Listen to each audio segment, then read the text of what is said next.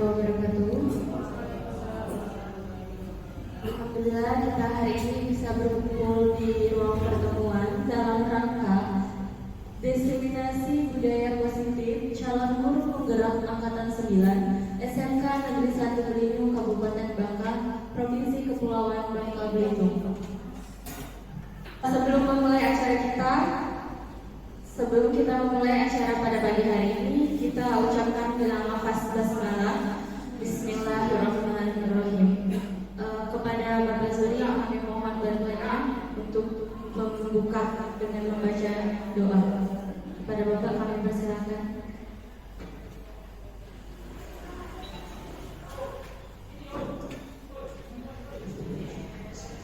Assalamualaikum warahmatullahi wabarakatuh.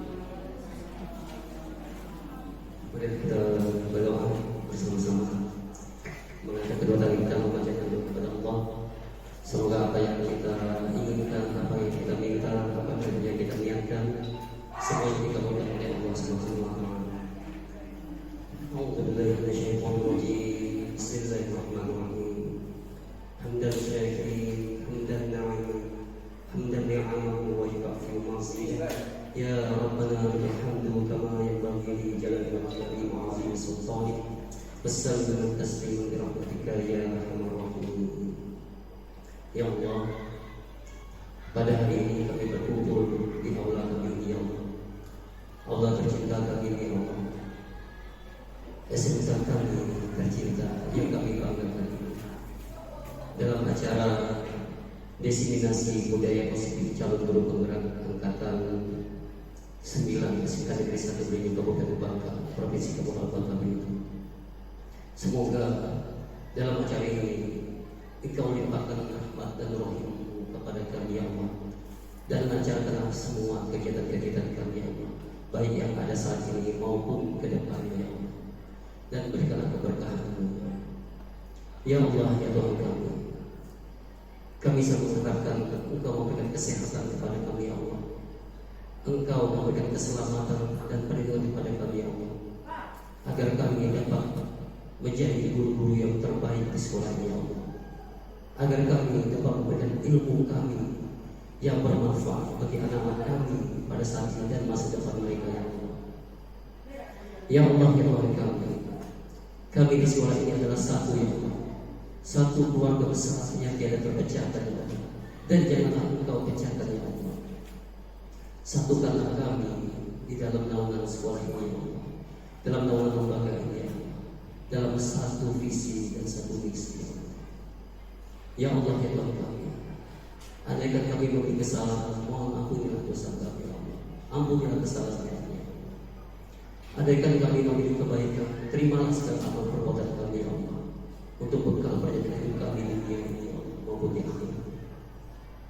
Ya Allah, ya Tuhan kami, jadikanlah kami guru-guru yang hebat, ya Allah.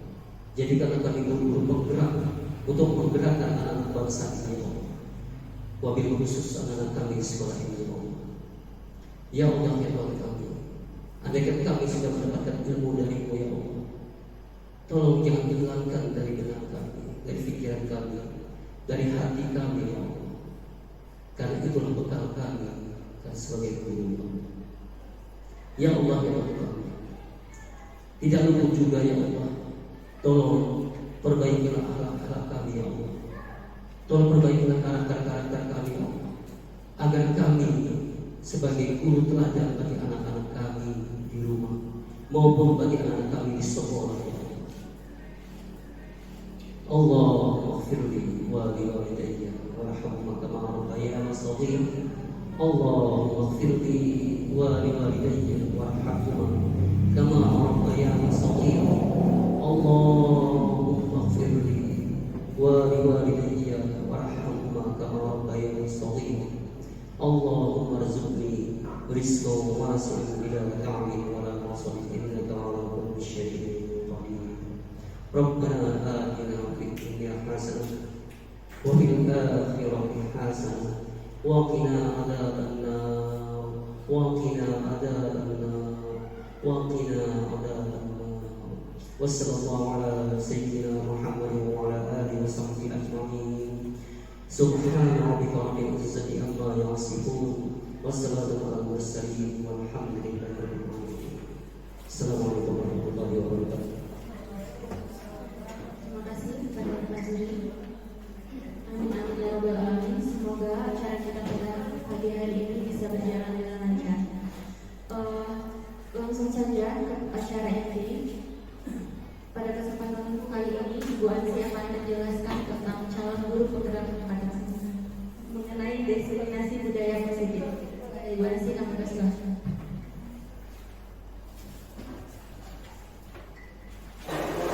Bismillahirrahmanirrahim. Sebelumnya saya mengucapkan terima kasih kepada Bapak Kepala Sekolah SMK Negeri 1 Melinyu, Bapak Suparyanto SPD MAP, kemudian kepada Ibu Wakaf Kurikulum, Ibu Wakaf Humas, serta Bapak Ibu Guru hebat SMK Negeri 1 Melinyu yang telah berkenan hadir di ruangan pertemuan kita hari ini. Baiklah, saya akan menyampaikan beberapa hal yaitu berkaitan dengan yang telah saya pelajari pada kegiatan pendidikan guru penggerak, yaitu salah satunya adalah diseminasi budaya positif. Assalamualaikum warahmatullahi wabarakatuh. Baiklah, saya lanjut saja ya Bapak Ibu. Oke, pada kesempatan kali ini saya akan melakukan menyebarkan pemahaman dan penerapan pengalaman budaya positif, yaitu atau dengan kata lain diseminasi budaya positif yang telah saya pelajari pada modul 1.4 pada pendidikan guru penggerak. Nah, adapun konsep budaya positif itu Bapak Ibu guru itu terdiri dari 8. Yang pertama adalah perubahan paradigma belajar, kemudian disiplin positif, kemudian nilai-nilai kebaikan, kebutuhan dasar manusia, motivasi perilaku manusia, posisi kontrol guru, keyakinan kelas, dan segitiga distribusi. Jadi materi pertama yaitu pembelajaran dengan paradigma baru. Mungkin Bapak Ibu sudah tahu apa itu budaya positif, atau contoh dari budaya positif itu yang seperti apa sih?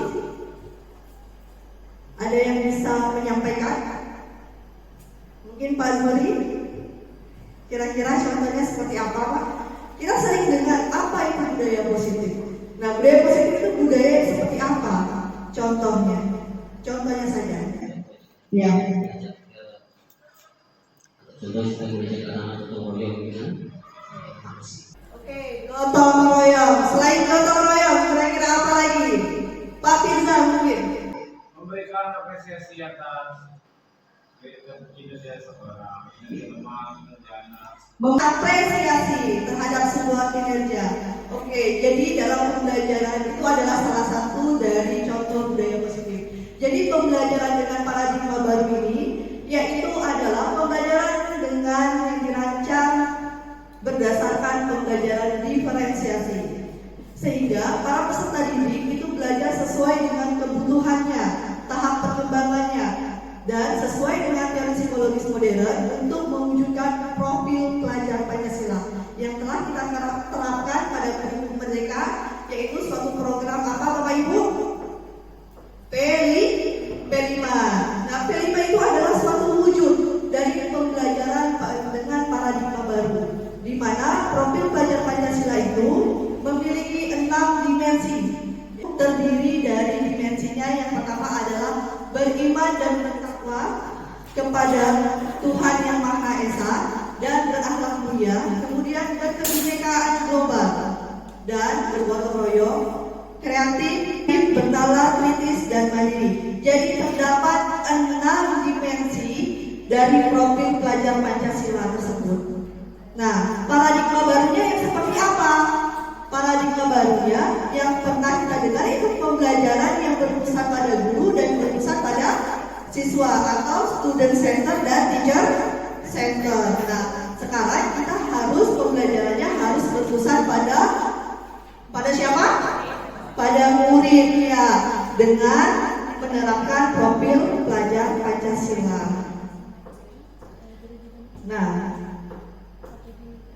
Nah, perubahan paradigma ini akan saya stimulasikan dengan kegiatan kepalan tangan.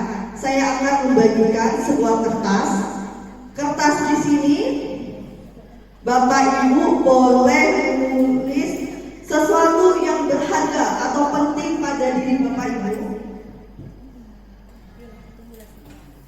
Ya, Bapak Ibu tulis sesuatu yang sangat berharga yang Bapak Ibu miliki, bisa berupa barang atau benda atau sesuatu apapun itu. Bapak juga mau ya? Oke. Nah, kemudian setelah Bapak Ibu tulis, ditulis ya. Kemudian kertasnya itu digenggam kan? Sudah ditulis dulu? Ayo tulis. Boleh benda, seseorang, atau sesuatu apapun yang menurut Bapak Ibu adalah sesuatu hal yang paling berharga dalam hidup. Nah, boleh ditulis.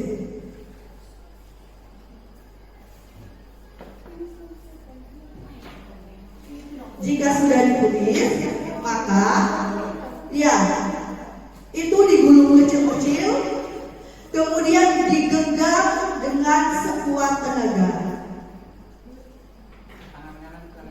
Bebas Pak, boleh tangan kanan, boleh tangan kiri. Digenggam, kemudian salah satu dari teman mungkin sebelahan berupaya untuk membuka genggaman tersebut. Waduh. Teman B itu akan mencoba sekuat tenaga untuk membuka benda atau sesuatu dari genggaman Bapak Ibu guru dengan cara apapun. Dia berusaha, mau cara membujuk, menghadir, mencaci, meraih, bahkan menyuap sekalipun. Nah, coba diterapkan. Teman Bapak Ibu sebelah berusaha untuk membuka genggaman tangan Bapak Ibu guru dengan cara apapun, bisa dengan cara menghadir, membujuk, merayu, bahkan menyuap. Nah,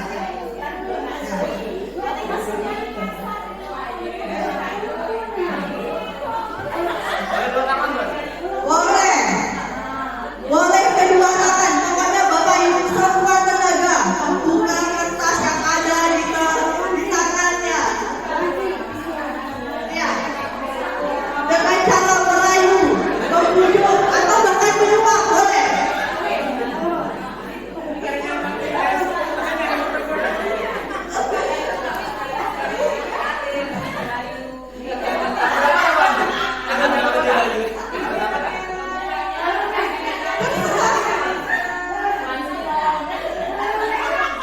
Oke, sudah? Nah, kira-kira terbuka atau tidak? Tidak. Oke. Mana?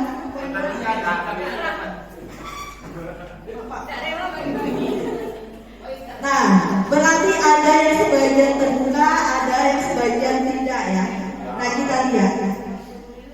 Nah, sebenarnya apa yang telah Ibu lakukan itu adalah suatu. Tidak, sebelumnya saya mau tanya dulu, kenapa alasannya Bapak membuka?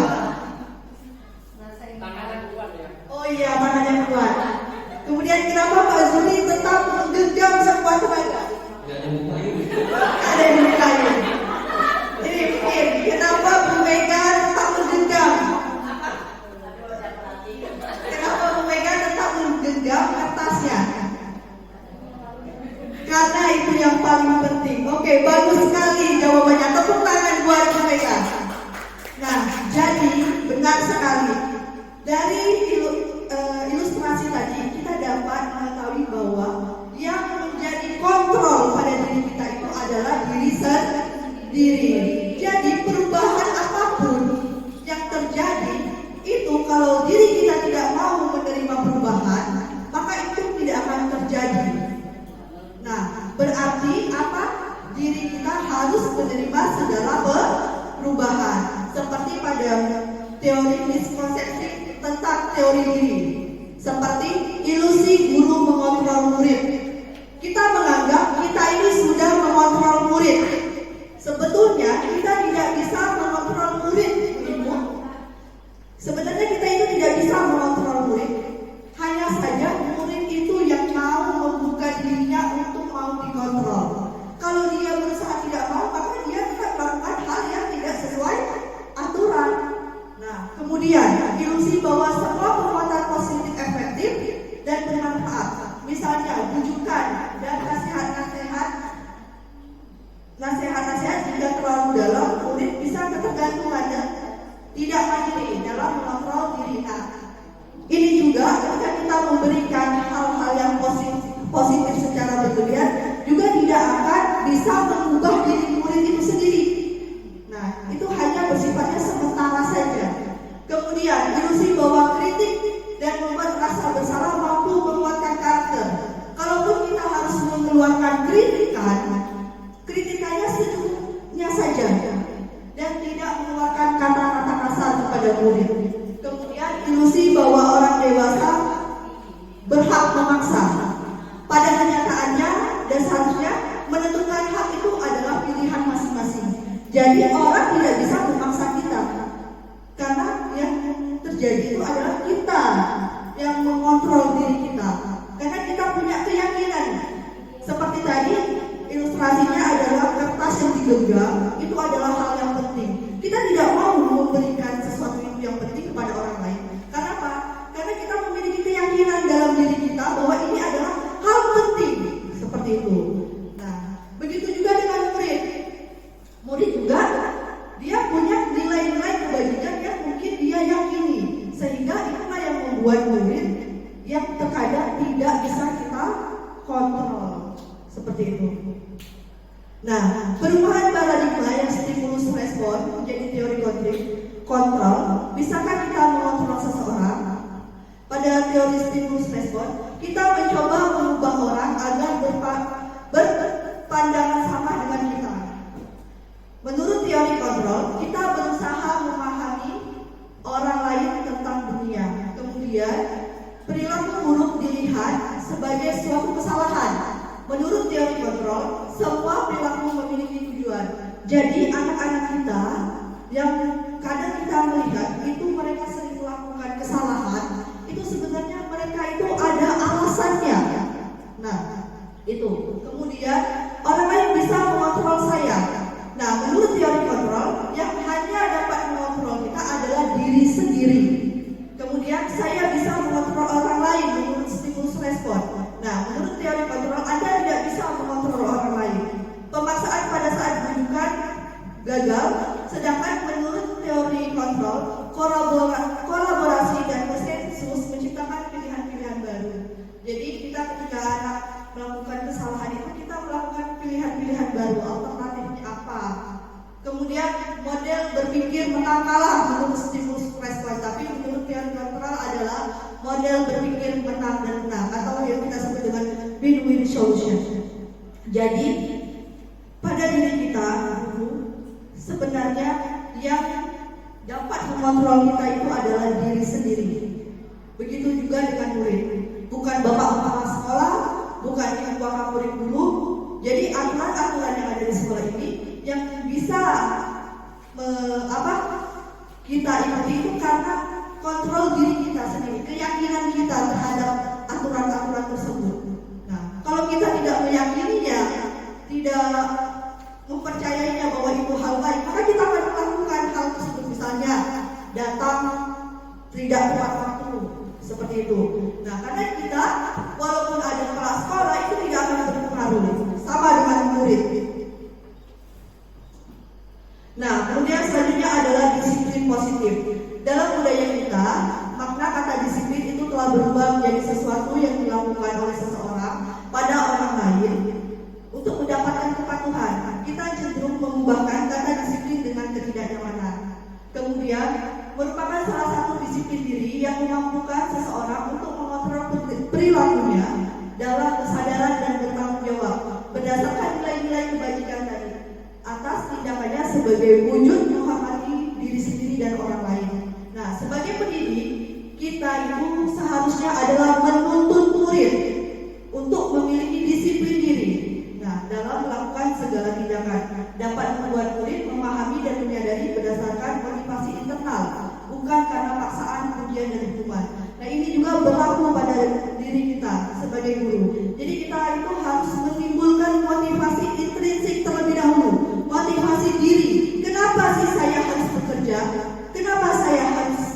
belajar.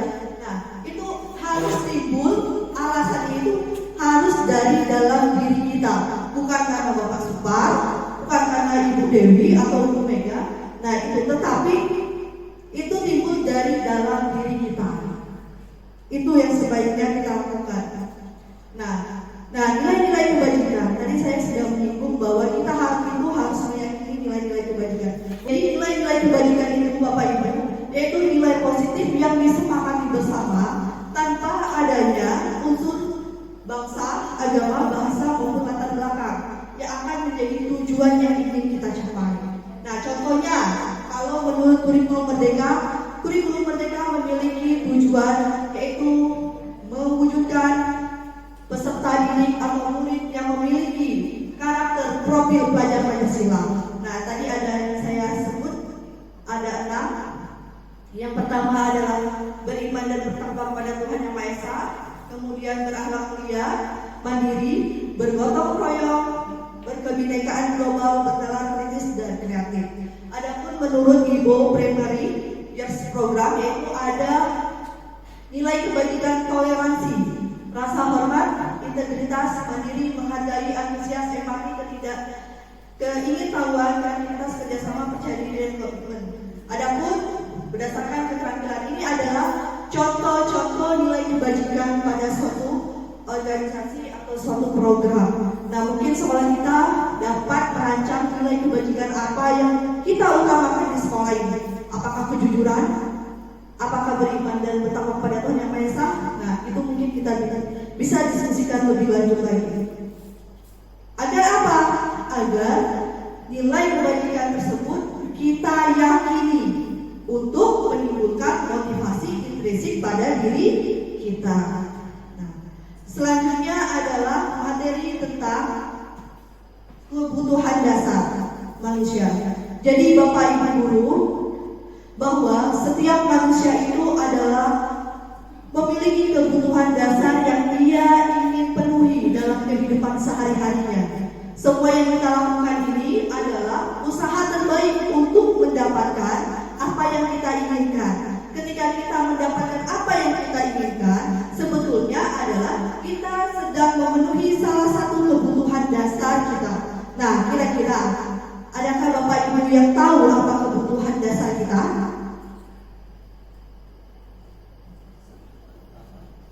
Iya, Mbak Zuri, bagus sekali. Sandang, pangan, papan. Kemudian apa lagi kira-kira Miss Mona?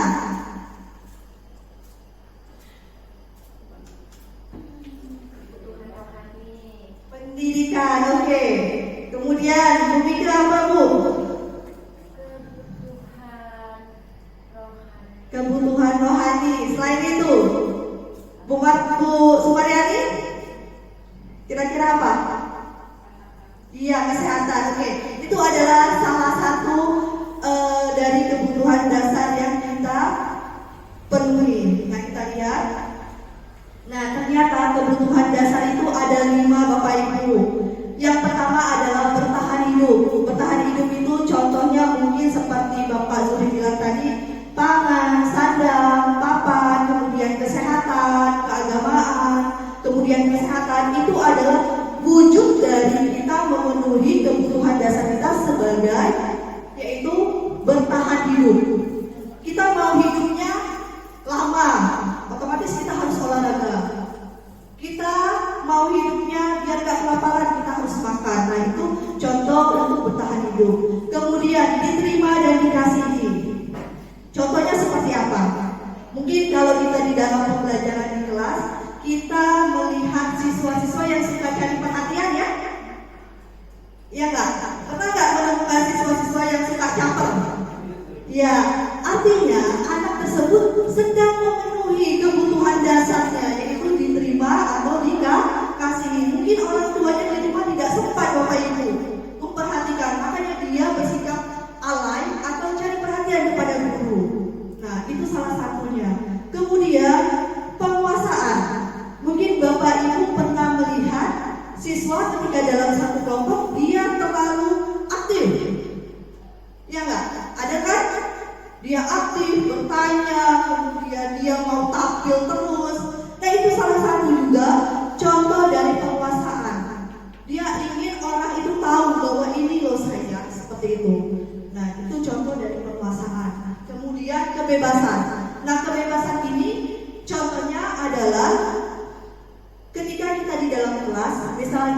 melihat murid ketika kita menggunakan belajar dengan ceramah, tetapi dia malahan tidur. Karena apa? Dia merasa itu bukan hal yang menurut dia itu bebas, senang, tetapi itu mengekang dirinya, sehingga dia bersikap seperti itu. Karena gaya belajar dia yaitu gaya belajar kinestetik, dia sukanya praktek, sedangkan kita menerapkan pembelajaran bersifat ceramah. Nah, maka kebebasan dia itu merasa saya ini gak bebas dalam belajar, saya terkekang dengan kondisi seperti ini. Nah, itu seperti itu. Jadi kita seorang guru harus tahu kondisi siswa itu. Kemudian kesenangan contohnya mungkin ketika kita sedang menjelaskan, anak murid kita ada yang bermain pulpen, ya, mungkin dia sedang menggambar, ya, Nah, itu adalah wujud dari kesenangan dia. Dia belajarnya seperti itu. Jadi jangan kita marahin langsung.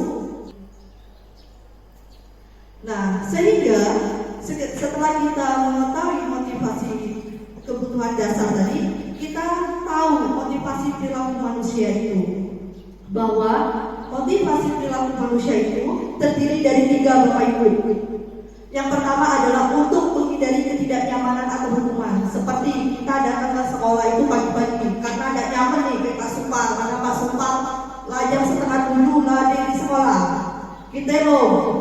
Jadi kita berusaha melakukan itu, tapi motivasinya karena ketidaknyamanan. Kemudian untuk mendapatkan imbalan atau penghargaan yang lain, kita rajin, pengen dilihat. Nah, tapi motivasinya karena apa? Untuk mendapatkan imbalan, pengen dilihat orang. Kemudian motivasi untuk menjadi orang yang mereka inginkan dan menghargai diri sendiri dengan nilai-nilai yang dipercaya. Nah, motivasi inilah yang harus kita tanamkan pada diri kita. Kita ingin menjadi diri kita yang seperti apa? Nilai-nilai apa yang kita yakini? Jadi kita melakukan sesuatu itu berdasarkan nilai-nilai yang kita percaya. Oh, saya harus datang pagi karena saya ini adalah seorang guru yang menjadi contoh. Berarti bukan karena Pak Supar, bukan karena Bapak Ibu guru semuanya, tetapi karena kita meyakini kita ini adalah contoh panutan. Nah, seperti itu. Nah, apa hal yang terjadi ketika kita melakukan motivasi ini? Nah, ketika kita melakukan motivasi karena untuk menghindari ketidaknyamanan atau hukuman atau mendapatkan imbalan penghargaan, ini timbul hanya motivasi eksternal. Motivasi eksternal ini motivasi yang dipengaruhi dari pihak luar saja. Jadi ketika orang tersebut tidak ada atau hal tersebut tidak ada, maka kita tidak akan melakukannya. Nah, itu tidak berjalan jangka panjang. Nah, untuk menimbulkan motivasi internal, kita harus menjadi orang yang kita inginkan dan menghargai diri sendiri dengan nilai-nilai yang dipercaya. Dengan cara apa? Dengan cara hindari hukuman atau penghargaan berlebihan kalau kepada murid agar dapat meminimalisir motivasi eksternal dalam diri murid. Seperti itu. Nah, ini adalah hukuman, konsekuensi, dan restitusi. Mungkin Bapak Ibu tidak asing dengan kata-kata ini, hukuman, konsekuensi, dan restitusi. Nah, mungkin ada Bapak Ibu yang mau menyampaikan apa itu hukuman. Apa hukuman itu Bapak Ibu? Apa itu hukumannya Bapak Ibu? Jadi hukuman itu adalah bersifat tidak terencana atau tiba-tiba. Anak murid tidak tahu apa yang akan terjadi dan tidak dilibatkan. Nah, hukuman ini diberikan bisa berupa fisik maupun psikis pada murid anak disakiti seperti itu. Jadi anak merasa tersakiti. Dan ini dilakukan secara tiba-tiba. Berbeda dengan konsekuensi. Konsekuensi ini adalah sudah terencana dan sudah disepakati dan dibahas dan disetujui oleh murid. Nah, itu. Misalnya kayak kita membuat tata tertib. Nah, itu adalah suatu konsekuensi, contoh konsekuensi seperti itu. Kemudian ada yang ketiga ini mungkin Bapak Ibu baru mendengar, yaitu restitusi. Restitusi ini adalah proses menciptakan kondisi bagi murid untuk memperbaiki kesalahan mereka sehingga mereka tidak kembali pada kelompok mereka dan karakternya lebih kuat. Restitusi juga merupakan proses kolaboratif yang mengajarkan murid untuk mencari solusi bersama untuk masalah mereka dan membantu murid tentang orang seperti apa yang mereka inginkan dan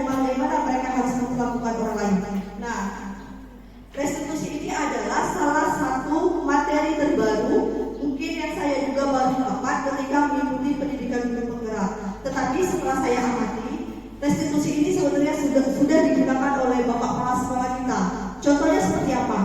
Ketika ada murid misalnya duduk di meja, kakinya di atas meja, beliau tidak langsung memarahi ya Pak ya di situ ya, tidak langsung memberikan konsekuensinya, tetapi beliau Pak Supar itu memanggilnya.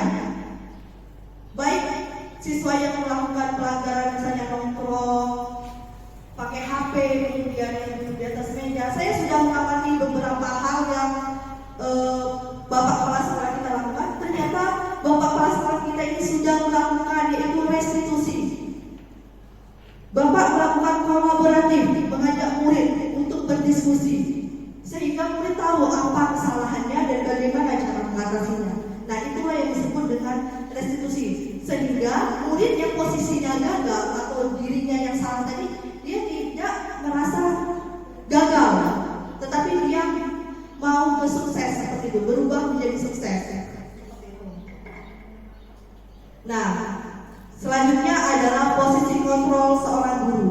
Nah, posisi kontrol kita sebagai seorang guru Bapak Ibu itu terdiri dari 5. Yang pertama adalah penghukum, kedua teman, ketiga pemberi rasa bersalah, kemudian pemantau dan manajer. Nah, kira-kira penghukum ini yang seperti apa? Kita next.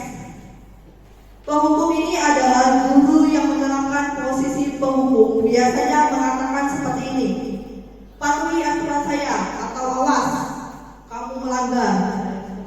Kamu selalu salah, kamu selalu saja salah, dan selalu, pasti selalu, dan terakhir selesai. Nah, guru ini biasanya menggunakan kata-kata yang bernada tinggi, menghardik, bahkan mempermalukan siswa tersebut dan tidak memaafkan siswa. Nah, itu adalah posisi kontrol penghukum. Apakah Bapak Ibu guru SMK yang bisa seperti ini? Enggak ya. Oke, kita lanjut. Nah, posisi guru sebagai teman itu seperti apa? Biasanya guru akan berkata seperti ini: ayo bantulah demi Bapak. Ayo ingat tidak bantuan Bapak selama ini. Kemudian ya sudah, kali ini tidak apa-apa, nanti Ibu bantu bereskan. Tetapi hal negatif dari posisi kontrol ini adalah bila suatu saat guru tersebut tidak membantu, maka murid akan kecewa dan berkata, saya pikir Bapak Ibu adalah teman saya. Murid merasa dikecewakan dan tidak mau lagi berusaha. Nah, sedangkan posisi kontrol membuat rasa bersalah. Nah, mungkin Bapak Ibu sering mengatakan seperti ini: Ibu sangat kecewa sekali dengan kamu. Berapa kali Bapak harus memberitahu kamu? Gimana coba kalau orang tua kamu tahu kamu berbuat begini? Nah, posisi ini murid akan memiliki penilaian diri yang buruk tentang diri mereka. Murid merasa tidak berharga dan telah mengecewakan orang-orang yang disayangi. Nah, mungkin Bapak Ibu pernah mungkin dari kita terlintas kata-kata, kamu tidak mikir orang tua kamu di rumah, kasihan mereka mencari uang. Nah, itu menjadi posisi kontrol membuat rasa bersalah. Jadi anak merasa dirinya telah menyakiti orang tuanya. Seperti itu. Kemudian posisi kontrol pemantau.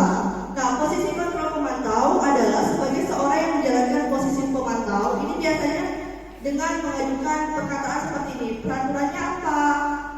Sanksi atau konsekuensinya apa? Kemudian seorang pemantau sangat mengendalikan perhitungan catatan dan data yang telah digunakan sebagai bukti atau perilaku seorang. Biasanya pemantau ini sudah dilakukan sama guru BK ya. Guru BK mencatat kamu sudah berapa kali melakukan kesalahan ini. Nah, itu salah satu contoh posisi seorang guru sebagai pemantau. Nah, tetapi dari posisi kelima ini adalah yang terakhir adalah posisi manajer. Nah, seorang manajer, kita itu seorang guru tapi harus berposisi sebagai seorang manajer. Nah, ini balik lagi apa yang kita yakini, kembali lagi kepada keyakinan sekolah atau kelas kita. Apakah kamu meyakininya? Jika kamu meyakininya, apa yang kamu bersedia? Apakah kamu bersedia memperbaikinya?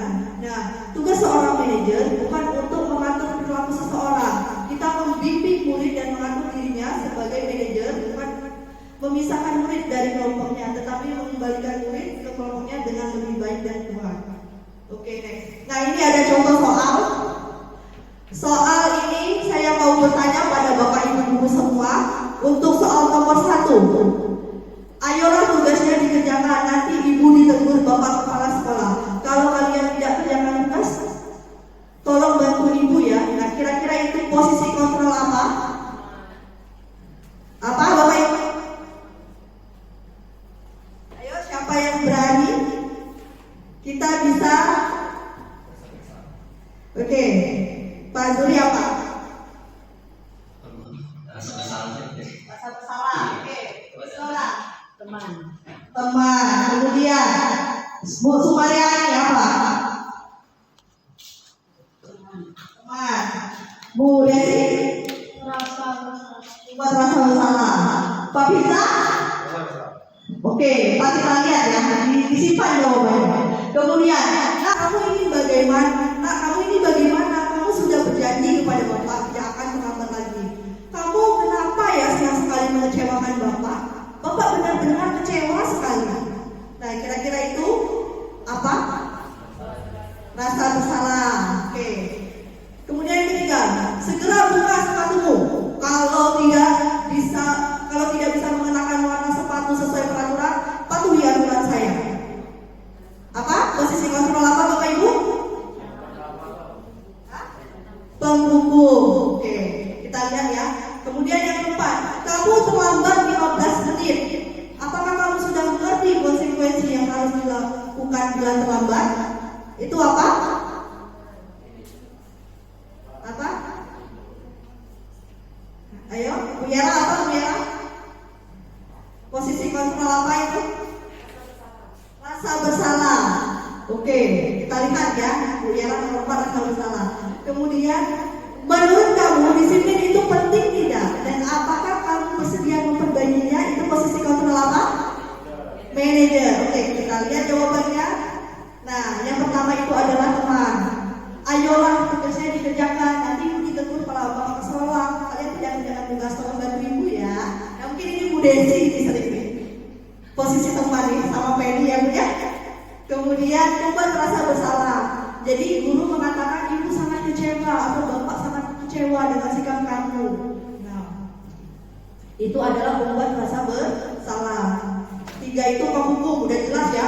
Patuhi aturan saya. Kalau tidak bisa mengenakan sepatu, itu penghukum. Kemudian pemantau itu kamu udah terlambat 15 menit. Jadi seorang guru udah ngecek, oh udah 15 menit nih. Nah, berarti dia pada posisi pemantau. Kemudian yang ketiga adalah menurut kamu disiplin itu penting atau tidak? Nah, itu adalah seorang manajer. Nah, keyakinan kelas. Mengapa keyakinan kelas dan bukan peraturan kelas? Saya sudah menjelaskan kaitan dengan nilai-nilai kebajikan, kemudian kebutuhan dasar, hal-hal lain. Nah, ini berkaitan dengan keyakinan kelas. Nah, mengapa keyakinan kelas dan bukan peraturan kelas? Seperti itu. Kalau peraturan kelas ini kan seperti mengekang karena ada aturan. Tapi kan kalau keyakinan ini dia lebih ke apa ya, naluri dari setiap siswanya mungkin seperti itu ya. Jadi kalau peraturan itu mungkin ada peraturan gitu. Jadi kan anak-anak itu lebih terkekang gitu. Tapi kan kalau keyakinan kelas mungkin itu lebih ke apa ya, aturan bersama dan tidak mengekang mereka. Mungkin seperti itu. Terima kasih Bu Yera atas pendapatnya. Boleh Pak, Bapak mau berpendapat? Kalau saya, karena saya belum pernah ikut PDP ya, tapi saya melihat dari etimologi. Jadi mengapa keyakinan itu berasal dari kata yakin. Kenapa imbuhan awalan akhiran ya sesuatu yang harus diyakini, sehingga pada definisi keyakinan itu adalah membentuk sesuatu yang bisa diyakini bersama-sama untuk menuju lebih baik dalam kondisi kelas itu. Kemudian mengapa peraturan kelas? Peraturan itu berasal dari kata atur. Atur itu mengkondisikan sesuatu berdasarkan norma-norma tertentu atau normatif. Kemudian peraturan ya, artinya sifat dari peraturan adalah sesuatu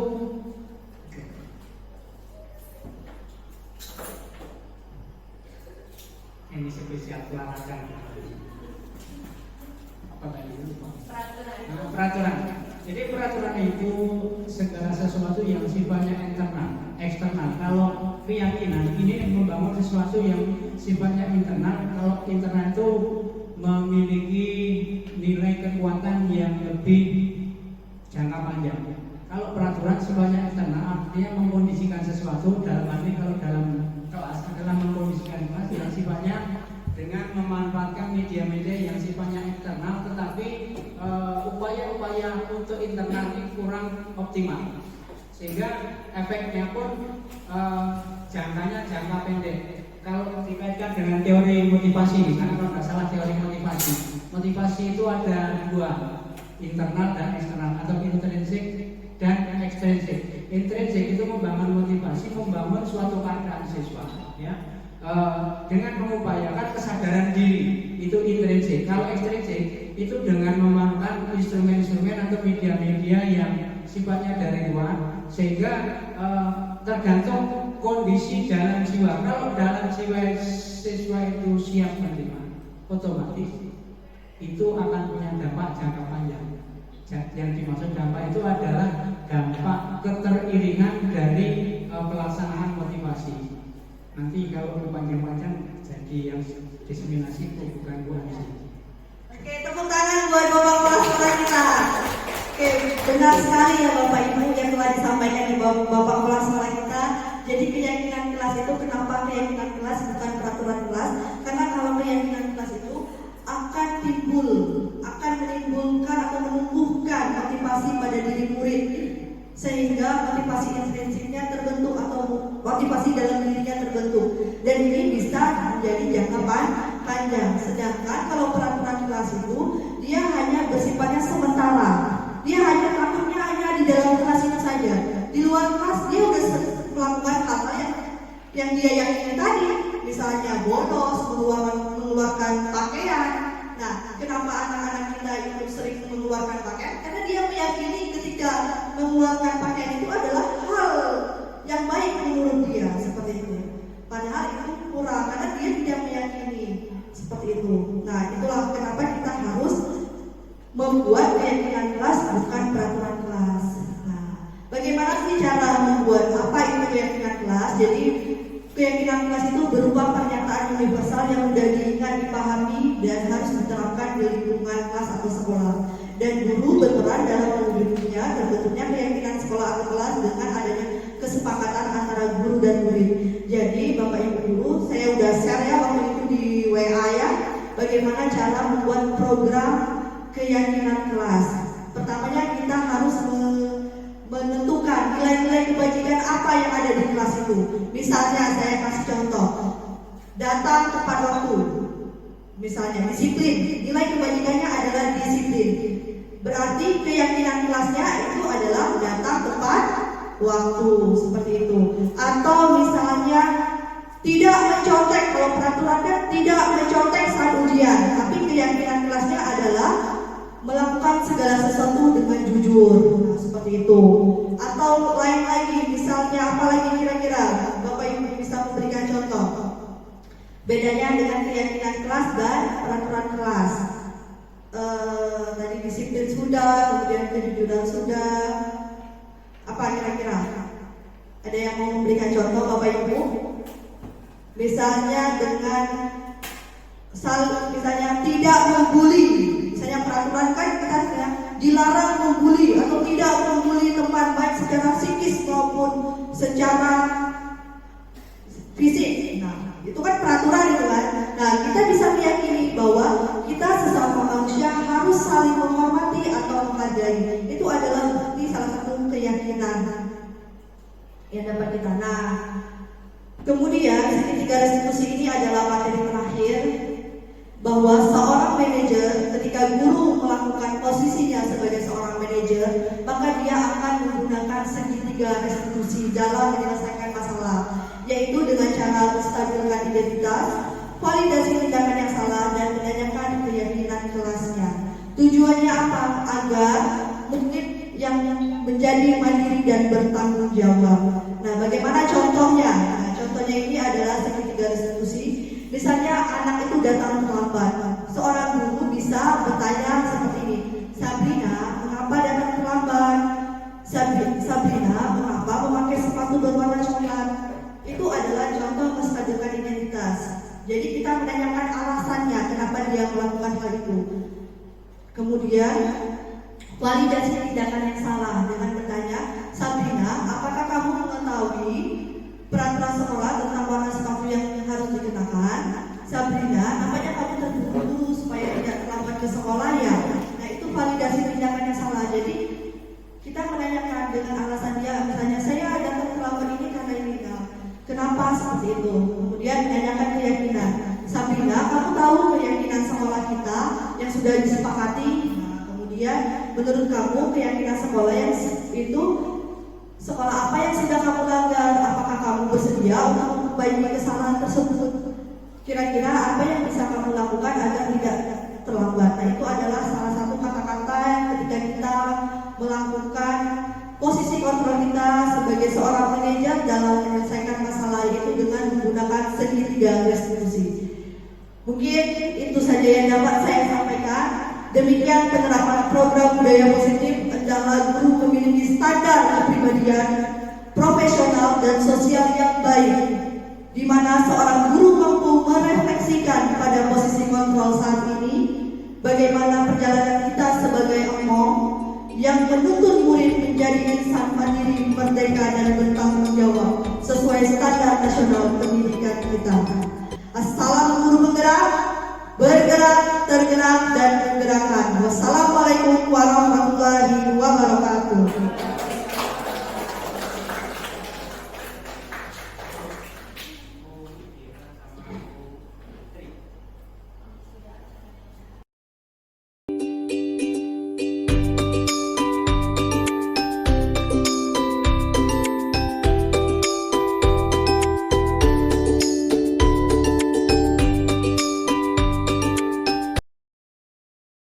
Assalamualaikum warahmatullahi wabarakatuh.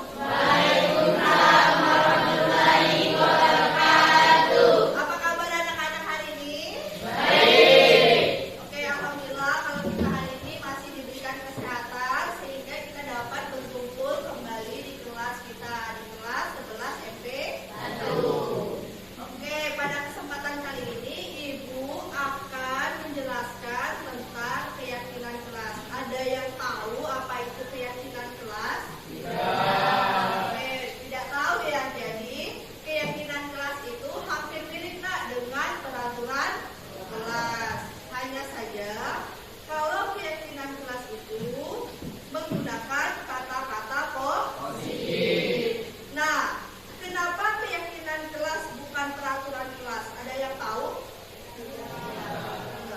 Enggak ya. Jadi kenapa kita harus buat keyakinan kelas? Agar kita meyakini hal-hal baik, hal-hal positif apa yang akan kita terapkan di dalam kelas. Contohnya seperti ini. Misalnya dilarang, kalau peraturan kelas kan misalnya dilarang membuang sampah sembarangan. Nah, kita bisa membuatnya dengan kalimat positif seperti membuang sampah pada tempatnya atau enggak menjaga kebersihan kelas. Nah, itu salah satu contoh dari keyakinan kelas. Nah, selain itu apalagi contohnya? Contohnya misalnya apa kira-kira yang mau memberikan contoh? Agisa mungkin bisa? Mereka juga tidak boleh setelah masuk kelas. Ya. Datang di papa. Oke, tepuk tangan buat Agisa. Nah, jadi Agisa sudah paham ya. Jadi contoh yang dikasih Agisa tadi, contohnya dilarang datang telat. Seharusnya adalah datang tepat waktu. Nah, itu mungkin penjelasan tentang keyakinan kelas yang akan kita buat pada hari ini. Oke anak-anak, ini akan dibagikan kertasnya, kemudian kalian tempel di papan tulis yang udah ada tulisannya kesepakatan kelas. Nah, ini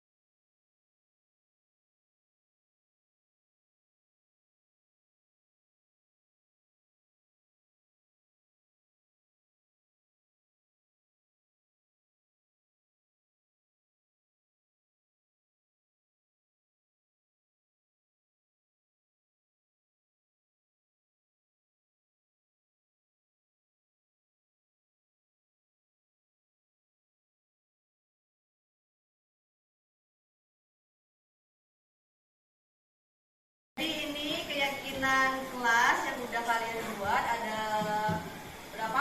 10 ya. Yang pertama itu adalah membuang sampah pada tempatnya, kemudian menjaga kebersihan, kemudian menggunakan handphone di dalam kelas jika diizinkan oleh guru yang mengajar, bersikap jujur saat mengerjakan ulangan, bersikap disiplin, kemudian datang tepat waktu, guru maupun murid, kemudian semua warga kelas harus saling menghormati satu sama lain dan juga menghormati guru yang sedang mengajar, berbicara dengan bahasa yang sopan dan berbicara secukupnya dengan teman saat pelajaran dimulai. Nah, itu adalah keyakinan kelas yang udah kalian buat, yang udah ibu seleksi. Kemudian berdasarkan keyakinan kelas yang kalian buat dalam kesepakatan kelas ini, kalian setuju tidak?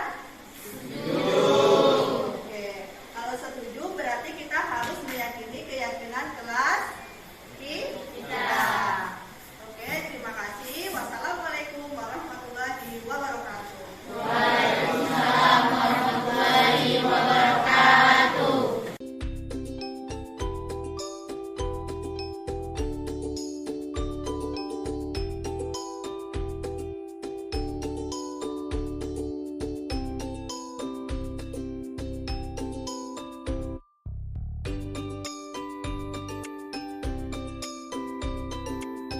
Assalamualaikum warahmatullahi wabarakatuh. Perkenalkan, nama saya Dela Rahmadani. Saya dari kelas 11 MP1. Perkenalkan, nama saya Yolanda dari 11 MP1. Perkenalkan, nama saya Gisa Nur Khairia. Saya dari 11 MP1. Nama saya Bensul Basatria dari kelas 11 MP1. Perkenalkan, nama saya Muhammad Andika dari kelas 11 MP1. Perkenalkan, nama saya Isnan Fadil dari kelas 11 MP1. Nama saya Kartono dari kelas 11 MP1.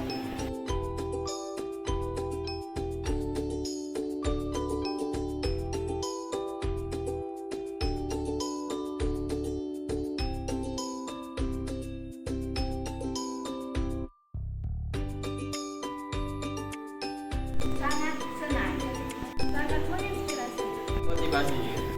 Sangat seru. Lebih bersemangat.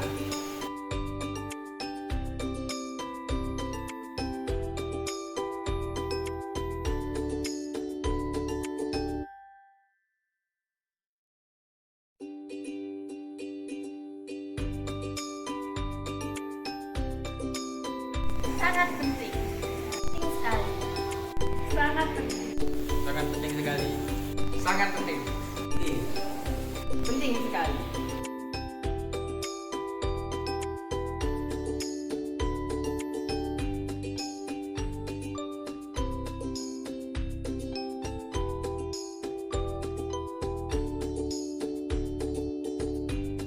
dapat menumbuhkan motivasi saya, dapat membuat saya lebih semangat ke sekolah, Membuat saya lebih disiplin. Dapat membuat saya lebih bertanggung jawab. Tumbuhkan sikap tanggung jawab. Membuat saya lebih jujur. Untuk menjadi lebih baik.